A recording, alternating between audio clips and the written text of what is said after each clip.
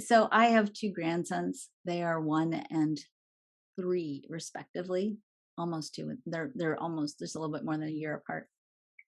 So I am having the privilege to read little kids storybooks again, which I haven't done in a while. And I'm having so much fun because, first of all, there's a whole lot more cool books that have been written since my kids were little.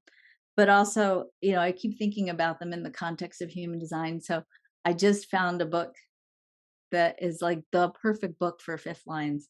So maybe when we get to profiles, we'll read this book together because it's such a great fifth line book.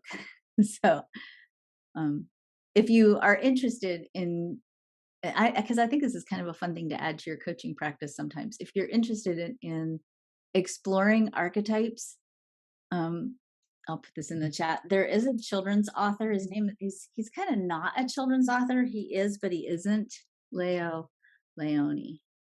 He has some very interesting books, and pretty much all of the types to certain degrees are represented in all of his books. So if you're ever curious, my absolute all-time favorite book that he wrote is a book called Frederick.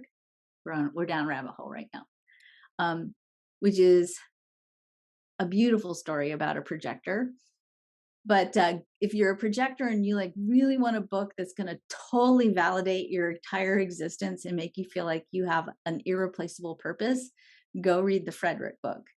Um, and I think he has another one called The Egg, which is about a manifestor named Jessica. Um, so also, if you didn't know, Ellen Hefty is a school teacher, retired school teacher, who is in the process of writing a series of books for children about their type. So she just wrote a book about, and then she has a podcast too, which you might find interesting. Here, I'll put the link to the book here. Annie the Alchemist.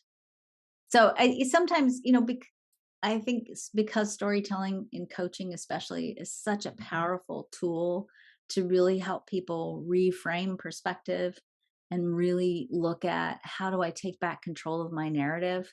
I like working a lot with children's books or stories.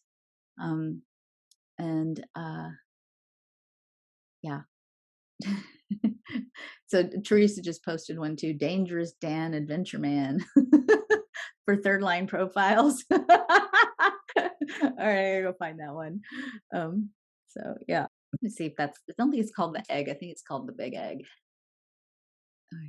An extraordinary egg. That's what it's called. An extraordinary egg.